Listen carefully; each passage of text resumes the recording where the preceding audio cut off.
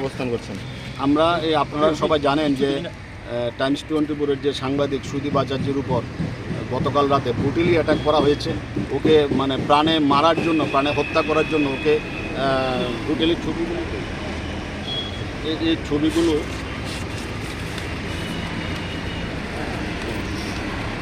এই ছবিগুলো দেখেন, আপনারা দেখেন, এই ছবিগুলো দেখেন কীভাবে ওকে কীভাবে ওকে মারা হয়েছে। এই দেখেন কীভাবে ওকে মারা হয়েছে। লোয়ার রড দিয়ে, আর্মস দিয়ে ওকে তুলে মারা হয়েছে। ওর একটা স্বর্ণের চেন ছিল, চেনটা ওরা নিয়ে গেছে এবং এগুলো 7-8 জন ছিল। তো আমাদের মনে হয় আরও ছিল সংখ্যায়, ওরা পালিয়ে গেছে। তো আমাদের দাবি যেটা, সেটা আমরা আজকে থানায় এসেছি সবাই মিলে, আমতলী থানাতে, যেহেতু ঘটনাটা আমতলী থানা এলাকায় হয়েছে। তো আমাদের একটাই দাবি যে এসপিকে এখানে আসতে হবে, ঘটনাস্থলে আসতে হবে। এর আগে এই যে প্রসেনজিৎ তারার উপর অ্যাটাক হয়েছে 3 জনের উপর মঠচুমনি এলাকাতে। তারপরে এই মনে হয় 2 মাসের মধ্যে আবার হয়েছে সাংবাদিকের উপর। তাহলে কি শহরে কি সাংবাদিকরা কাজ করতে পারবে না? আমাদের আজকে আমরা পথে বসতে বাধ্য হয়েছি। আমরা আজকে আমতলী থানার সামনে ধর্নায় বসেছি, কারণ একটাই আমাদের দাবি, এসপিকে আসতে হবে। এসপিকে আমরা জিজ্ঞেস করবো যে রাতের বেলায় তাহলে সাংবাদিকদের কোনো নিরাপত্তা থাকবে না, যে যা খুশি তবে যখন যা খুশি মেরে দেবে। এইটারই আমাদের একটাই দাবি যে এসপিকে আসতে হবে। আমরা থানাকে জানিয়েছি, আমি নিজে ডিজিপি সাহেবের সাথে কথা বলেছি ফোনে, এবং ডিজিপি সাহেবও আমাদের আশ্বস্ত করেছেন। তো আমরা জানি যে সাংবাদিকদের উপর হত্যার ব্যাপারে সবাই আমাদের সাথে থাকবেন, আমাদের পাশে থাকবেন। আহত করার ব্যাপারে যেভাবে ব্রুটালি মেরেছি সাংবাদিকদের, এর আগেও 2 জন সাংবাদিককে হত্যা করা হয়েছে এই রাজ্যে। তো আমরা চাই না এই ধরনের ঘটনার আবার পুনরাবৃত্তি ঘটুক, কিন্তু যেভাবে একের পর এক সাংবাদিকরা আক্রান্ত হচ্ছে, কিছুদিন আগে খোয়াইয়ে আমাদের আশিস চক্রবর্তীর উপর হামলা করা হয়েছে, ব্রুটালি হামলা করা হয়েছে, ওর নাক ফাক সব ফেটে গেছে। এইগুলোর প্রতিবাদে আজকে আমরা সব মিলিয়ে আমরা এখানে বসেছি। আমাদের দাবি এসপি আসলে আমরা এসপির সাথে কথা বলবো, তারপর আমরা প্রয়োজনীয় সিদ্ধান্ত নেব।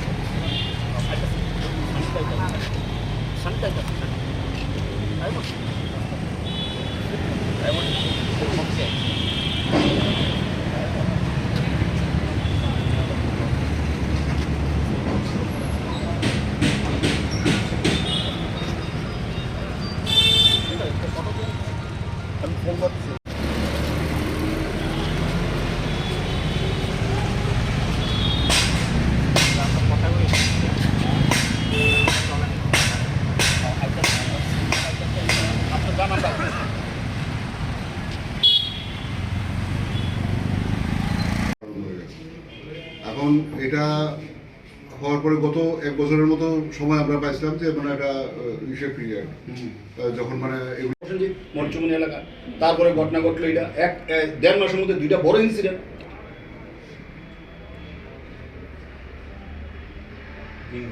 প্রত্যেকটা সাংবাদিকের পেছনে আপনারা তো পুলিশ দিয়ে রাখতে পারতেন না, দ্যাট ইজ নট পসিবল। কিন্তু ঘটনা ঘটার সঙ্গে সঙ্গে যাতে ব্যবস্থা হয়, এটা মানে দীর্ঘদিন ধরেই তো আপনারা জানেন। এর ক্লাইম্যাক্স চূড়ান্ত সময় পৌঁছিল যখন সুদীপ এবং শান্তনু হত্যা হলো। ঠিক আছে। তো এর পরবর্তীকালে মানে আমরা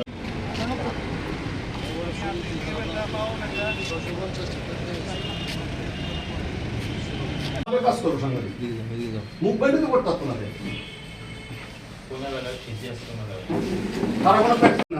আমরা দেখাবেন তারা আমরা অ্যারেস্ট করছি। আরে ক্রাইম যে মার খাইছি এটা কি রিকভারি হইব? কদিন একটা সিরিয়াস অপারেশন এবং এখন পর্যন্ত কি ব্যবস্থা নেওয়া হয়েছে?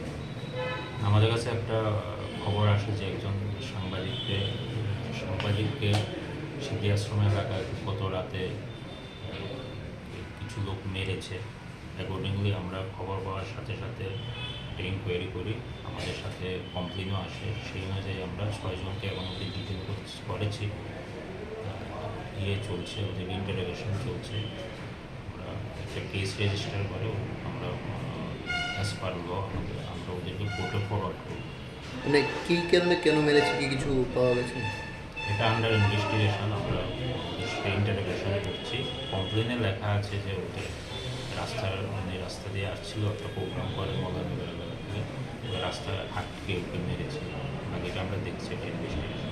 যে জিনিসগুলোতে মেরা হয়েছে সেইগুলোকে উদ্ধার করা হয়েছে কিছু? এগুলো উদ্ধার করা হবে, আমাদের টিম গেছে, খুব তাড়াতাড়ি আমরা করতে হবে। Thank you. সাংবাদিকদের উপর আবার আক্রমণ হয়েছে, ভীষণভাবে আক্রান্ত হয়েছে আমাদের সাংবাদিকরা। এদেরকে রড দিয়ে পিটিয়ে, মানে এদের পেছনে দুষ্কৃতিকারীরা ছুটতে ছুটতে ওদেরকে মেরেছে রড দিয়ে, মারাত্মক। যেটা কিছুক্ষণ আগে প্রণব বলছিল যে হিন্দি সিনেমাতে এরকম দেখা যায়। ঘটনা হচ্ছে যে অ্যাজ এ হোল শহরে যদি রাত্রিবেলা পুলিশ টহল থাকে বা অ্যাডমিনিস্ট্রেশন কখনো ঘুমাবে সেটা তো হতে পারে না। তো এই নিরাপত্তা যেভাবে সীমান্তে আমাদের প্রহরীরা জেগে থাকে, আমরা শহর গ্রামগুলি নিশ্চিন্তে থাকে, তেমনি করে রাত্রিবেলার আমরা অনেক রাত্রে যারা কাজ করে ফিরি, এটা আমাদের প্রতিনিয়ত আমরা দেখতে পাচ্ছি যে সেই অর্থে আমরা কিন্তু কখনো কোনো পুলিশ দেখতে পাই না। তো ঘটনা হচ্ছে এগুলি স্ট্রং হলে, অ্যাডমিনিস্ট্রেশনের এই জায়গাগুলি স্ট্রং হলে আমরা নিশ্চিন্তে কাজ করতে পারি, নিরাপদে কাজ করতে পারি। এই নিরাপত্তা সুরক্ষিত করবার জন্য আমরা গত 20 বছর 25 বছর ধরে ক্রমাগত আন্দোলন চালিয়ে যাচ্ছি, কিন্তু কিছুতেই এটার একটা সুরাহা খুঁজে পাওয়া যাচ্ছে না। এবার আমরা জোরালো দাবি জানিয়েছি, আমরা চেয়েছি যে গ্রেপ্তার হয়েছে কয়েকজন, আরও কয়েকজন বাইরে রয়েছে, যেই মানে হাতিয়ারগুলি দিয়ে ওদের উপরে আক্রমণ চালানো হয়েছে, এগুলি রিকভারি হয়নি। এগুলি রিকভারি করে যেন চার্জগুলি সঠিকভাবে প্রয়োগ করে বিষয়টা যাতে কোর্টে ফরওয়ার্ডিং করানো হয়, যাতে করে আমরা বিচার পাই। We are here only for justice, we want justice.